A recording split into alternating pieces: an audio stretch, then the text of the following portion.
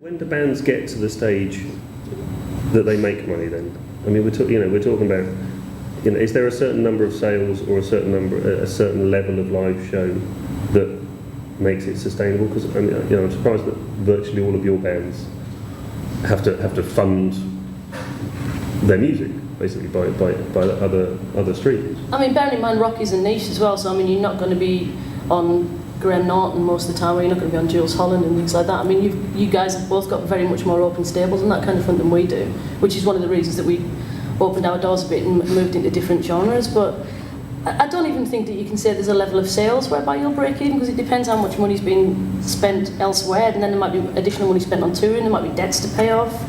There's no, like, sort of how long's a piece of string on it, really. Yeah, totally. And I mean, talking about the sort of, in my humble opinion, and I'm frequently wrong, so bear with me, but I still see that the labels from the traditional model, the key role that they fulfil is in marketing and distribution. Because as we said, it's all about getting the band or artist out there and getting people to listen to it or getting people to buy it and actually getting it into shops and having people hear it. Is that still the case?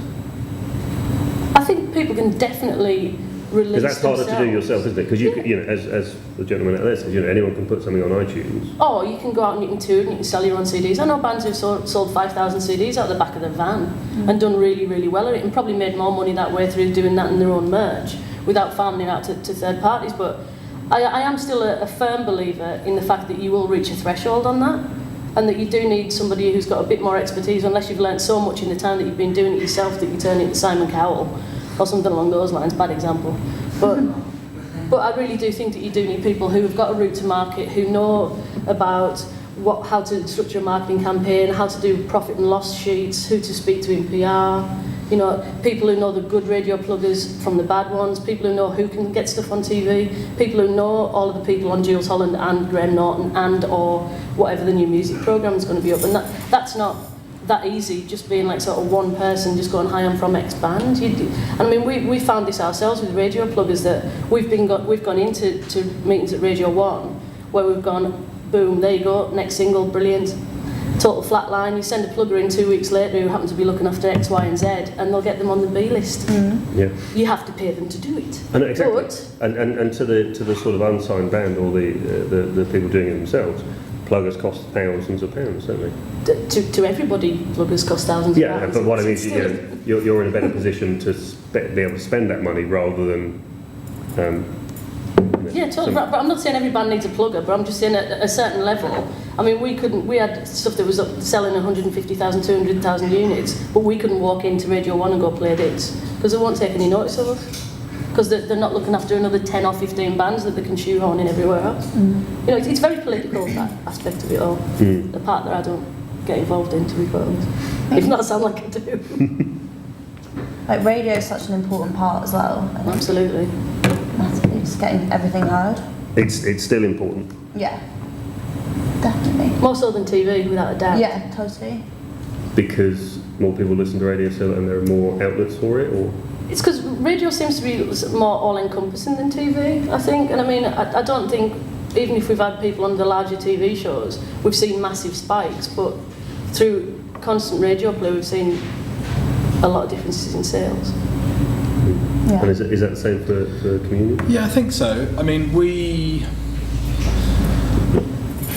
haven't released anything that's been. I mean, we were involved in the God Chase Somebody that I used to know single, which obviously got played on the radio a fair bit. But we haven't, in terms of like stuff that's come direct from us, we haven't had like any sort of big radio smashes. I definitely.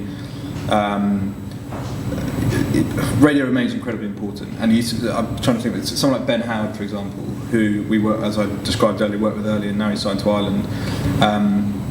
Ben's like an unlikely person, I guess, to get played on the radio, but he had built this incredibly real, organic live career before he was even involved with Universal, and had this kind of, there was this like foundation beneath it that was just swimming around of like people, real supporters, and you started to get played on like more specialist radio stuff, and that got a great response because there was just people out there going, I'm so proud Ben Howard's on the radio, and that built, and then Ben ended up getting played on kind of, you know, mainstream radio a lot, with stuff that wasn't the kind of music you expect to hear on the radio. And I think for him that was definitely a massive part of the story of like moving from being this fantastic cult artist to someone who crossed over. But you know, it depends. Like as I've said before, a lot of the stuff that we're working with is first EP, second EP. I take Matthew and the Atlas as an example, who I also manage. You know, Matt, we've never been played on the radio once. And we've released 2 EPs and had sort of some great online press and really good buzz. You know, we've sold 20,000 records and probably spent about $5,000 in total on everything. And that wasn't radio. That was word. And you know, that was going out and playing shows. We had some great support slots. We supported Mumford and Sons in their US tour. And we were just very conscious that things were growing without anything being done in terms of like push media from our point of view. And that was sharing. I knew what it was. It was people playing the song to their mates and going, you've got to hear this song, it's amazing. But I think the point is, you get to there is a ceiling. There really is a ceiling. And without some kind of push in, I'm sure there are exceptions to this, but broadly speaking, without some kind of push into like radio or TV or wider scale printed press, I think there is like a kind of, it does just accelerate things. It's like sticking a kind of firework on the back of something, if it crosses over. But loads of stuff gets played on the radio and no one cares, no one buys it, and they don't have any fans, and they never release another album. So it's not like this panacea where you get played on Radio 1 and it's, you know, you're set for life. Sure thing. Yeah. It's part of the story, and it's an important part of the story. But well, I'm not just talking about Radio 1. Yeah. Just that point as well, because I mean, out there, I mean, even things like Resonance and like sort of the BBC Six and everybody, that really small radio stations that are actually just as important for different genres as well. Absolutely. Yeah. Even Planet Rock, Total Rock, all those guys as well. But going back to the other thing, I mean, the other level is bringing in the majors again, which is, I mean, we have an association with Sony because of Lostprophets, but we've always sat outside the system.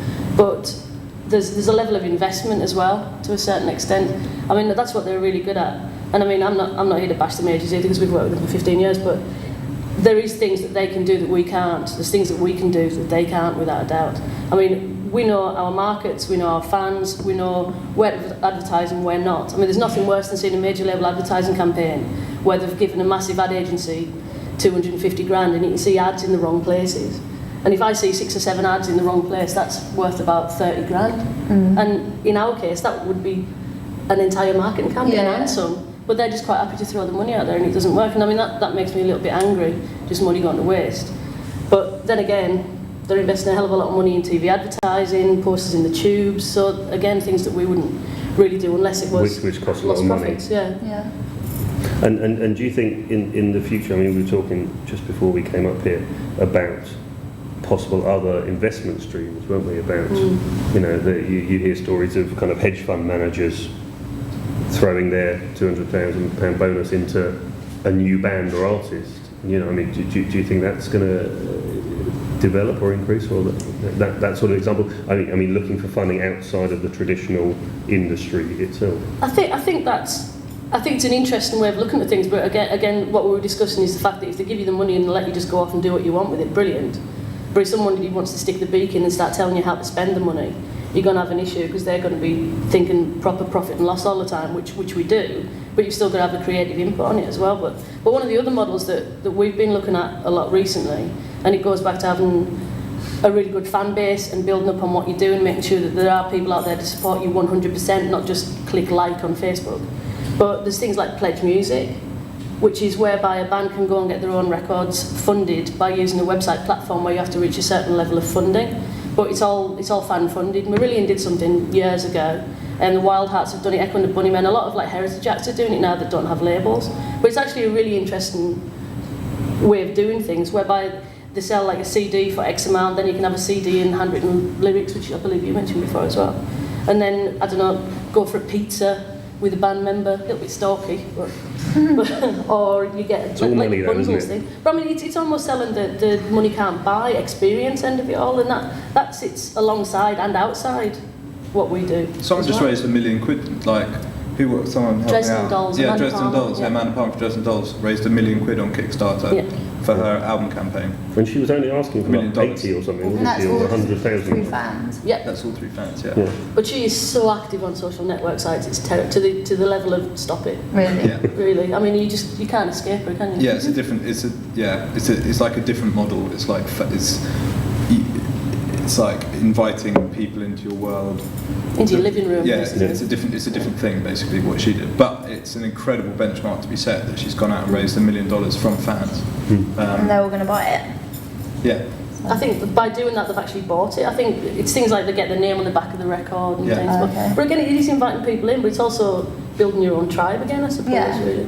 Yeah, and as you say, yeah, the old school one was I guess Marillion or those types of bands who it started with pay us that £10 for a CD now, and it funds us to make that CD, and we'll send it to you in 6 months when we've been in the studio. Which is genius if you think about it. It's Absolutely. almost like Yeah. looking into a crystal ball and foreseeing what's happening now, but Yeah.